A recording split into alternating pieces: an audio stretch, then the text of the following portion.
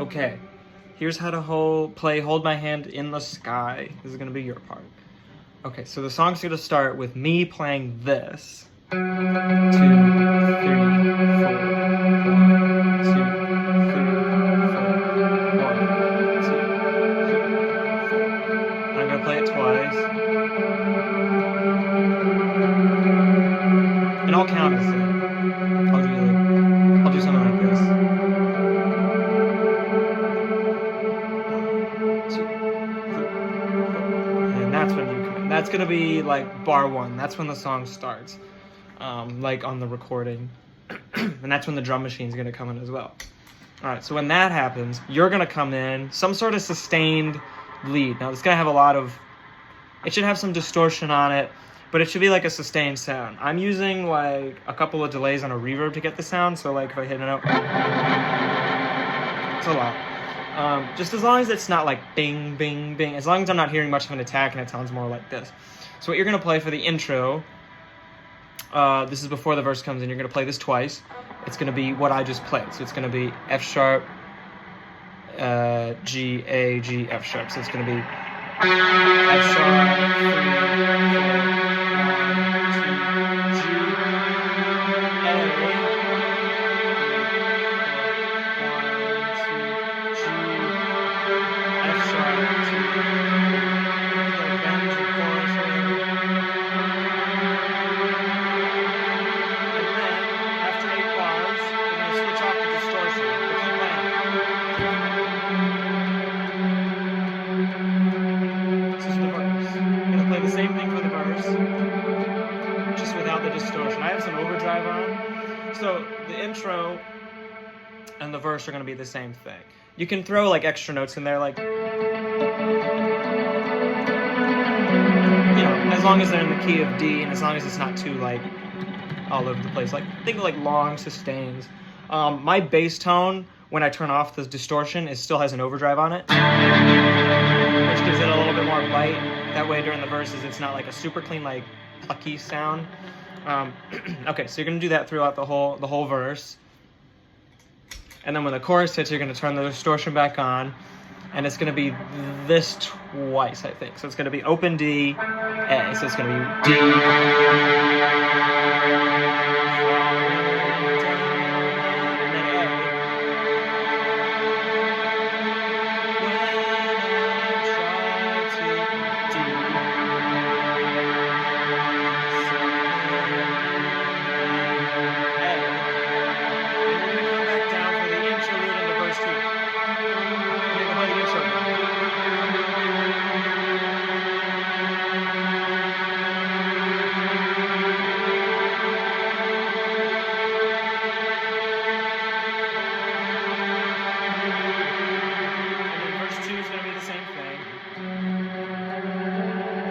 Except maybe in verse 2 add a little more like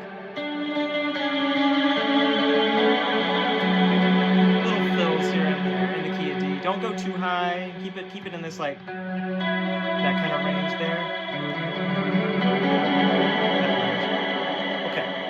So then after verse 2 is going to be the bridge, which is instrumental.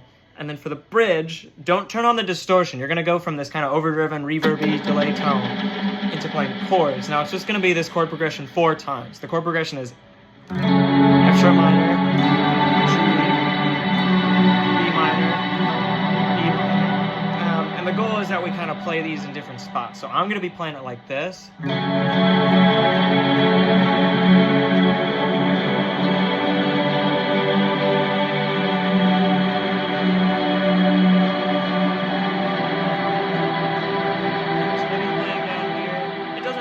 It's just going to be a washer sound, but there's no lead guitar. We're both playing rhythm here.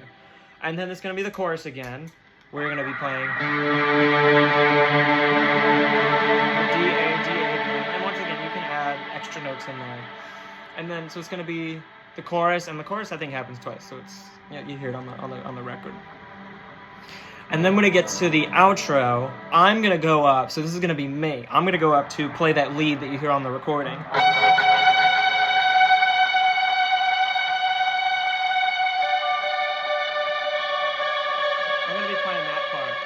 What I want you to play during that that part because it harmonizes really well. Is just going between this D and that E. So it's gonna be like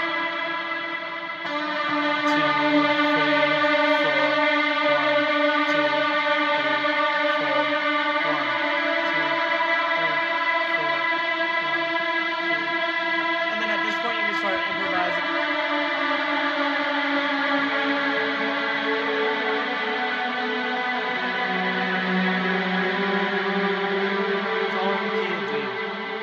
Basically it.